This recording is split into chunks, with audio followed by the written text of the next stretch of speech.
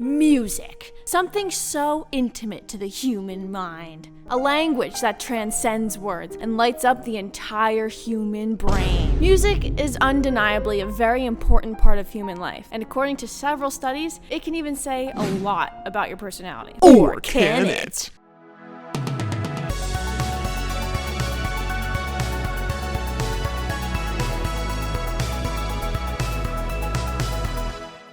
So for this video, I'm going to be referencing this study from Cambridge University. It came out pretty recently. It's pretty legit. It's from Cambridge University. Let's start off with country music. That's right. Know when to hold 'em and know when to fold 'em. According to the study, country music fans are typically hardworking, conventional, and outgoing. While country songs are often centered on heartbreak, people who gravitate towards this genre tend to be very emotionally stable. They also tend to be more conservative and rank lower on the trait of openness to experience. So honestly, I don't really know anyone who listens to country. My mom likes a few country songs that she found on TikTok. I'd say she's very hardworking and definitely outgoing. Not very conventional. I would go as far as she's a little out of the box. Like, she's going through this phase right now where she goes to the public park and feeds the wild animals, and I say, Mom, no, you can't feed the geese, especially if they have babies. They're gonna come after you. I don't care if they say hi to you every time you come to the park. I don't care. If they know your name, they're not gonna be nice if you go near the babies. And she says, it's fine, I can go near the babies. I have food for them and the baby. But now the geese know me, so every time I show up, they come near me, and I'm so scared of geese because when I was 5 years old, I gave geese at the office a piece of bread. I ran out of bread. All the geese swarmed me. They were taller than me. It was like but it's all subjective, right? Some may say that's really conventional. I mean, on a surface level, it's very conventional to love animals. Crazy world we live in. Let's move on to pop music. Oh boy, where do we begin with pop music? What even is that? What makes music popular? Let's look at a few studies for this one, actually. Let's get out of Mr. Cambridge's house and go to UncleVeryWellMind.com. See what the hell they have to say about pop listeners. Fans of the top 40 hits tend to be extroverted, honest, and conventional. While pop music lovers are hardworking and have high self-esteem, research suggests that they tend to be less creative and more uneasy. Is this really that accurate? I don't know. This one's got me scratching my noggin because I listen to a lot of pop. Personally, I listen to Doja Cat, Love Me, Billie Eilish, Wendy's. And yeah, sure, I guess I'd call myself an extrovert.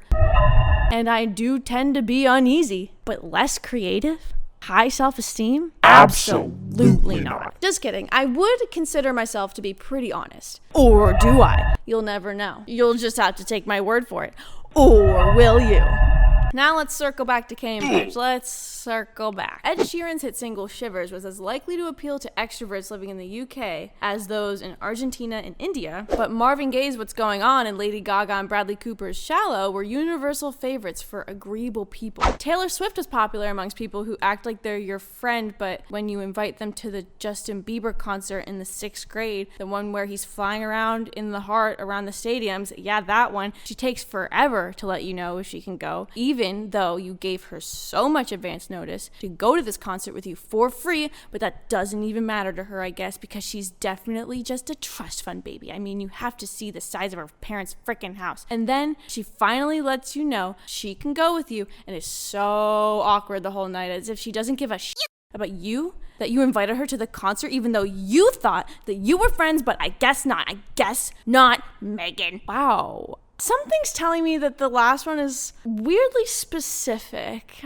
I don't know what random sample they used for this pop music section. It seems a little biased. I mean, I guess maybe I know someone who's like that. I don't know. That one's a little weird. I guess let's move on, see what else Cambridge has to say. Despite the sometimes aggressive image that rock and heavy metal music project, researchers found that fans of this style of music are usually quite gentle. They tend to be creative, but are often introverted and may suffer from from low self-esteem. Don't get me wrong, I definitely do still enjoy me some rock and heavy-ass metal, baby. I used to listen to it a lot more in middle school and high school, but I still dabble. I'd consider myself pretty gentle, yeah, creative, and I do stink like a big pair of hairy onions. So yeah, who wouldn't have low self-esteem if they were in my shoes? Am I introverted though? Well, it depends. There was this internship I did in college. I'm not going to tell you which one it was, but there was one that I did when I was in college, unpaid, by the way. Picture this, it's my first day on the job. I really didn't want to get there late, so I didn't want to take public transportation. I had to Uber all the way there unpaid, paid my own money to get there in the cold in Boston. I get there on time,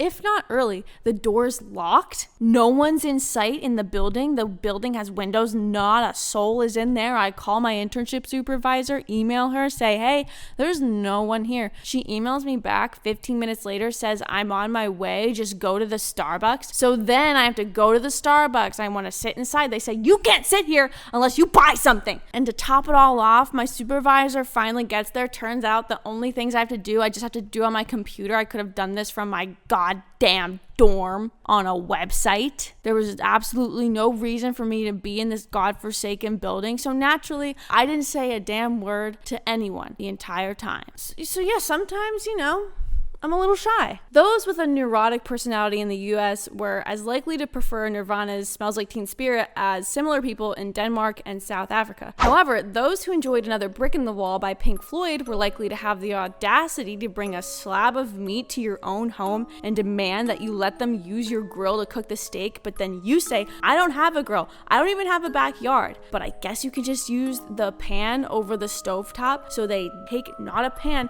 but a skillet big enough to cover half the stove and proceed to cook the steak on top of the stove. Doesn't even let the skillet heat up, just turns on the burner to maximum heat and throws the freaking slab of meat on there. Meanwhile, you're terrified that they're gonna burn the whole neighborhood down because the fire under the burner is so big that things start to smoke all of a sudden, but it ends up not even being a big deal because they only let it sit on the burner for 5 minutes before they decide that the steak is cooked. So then you take a look at the steak and go, this is definitely not cooked, dude. Which they reply with, shut up, you stupid hog. Have you never heard of a rare steak? They cut into the steak, eat half of it like an idiot. Then a few hours later, they take a monster dump in the powder room on the first floor of the house that was meant for all the guests, that this bathroom for all the guests, not just your stupid meat dump.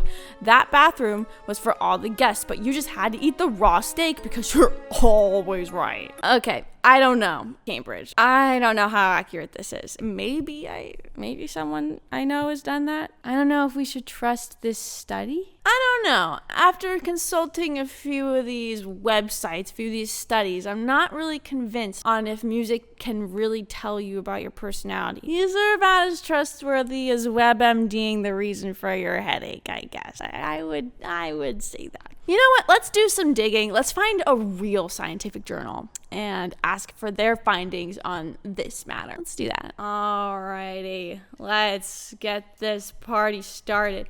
What's my music favorite? Man, probably my favorite instrument. I suck balls and all. Happy.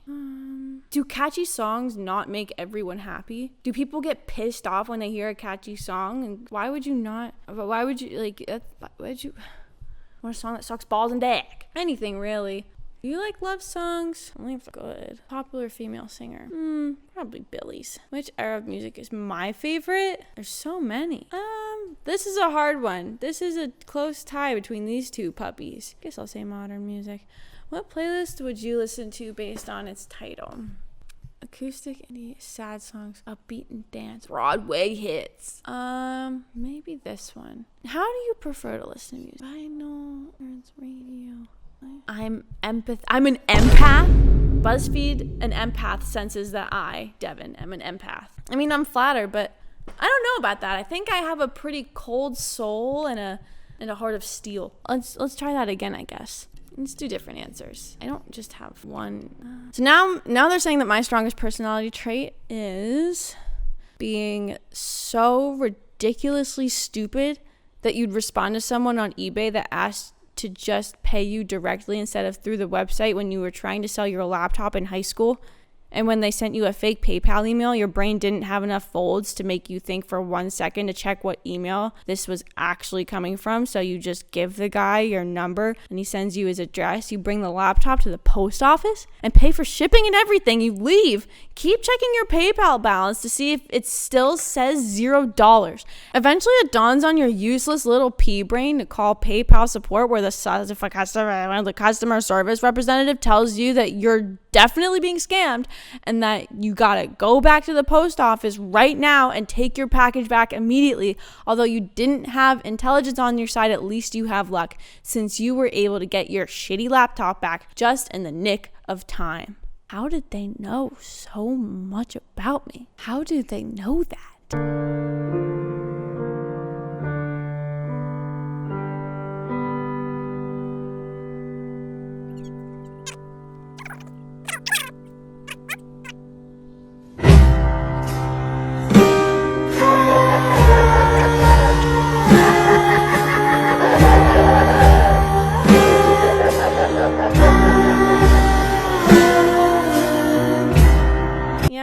I guess these studies are all right in conclusion, I guess. Kind of accurate. I'm not super impressed. I mean, yeah, they got some things right about my personality, but they're not really hitting the nail on the head. What does your music taste say about your personality? Leave a comment down below. And on the way there, think about what you contribute to society.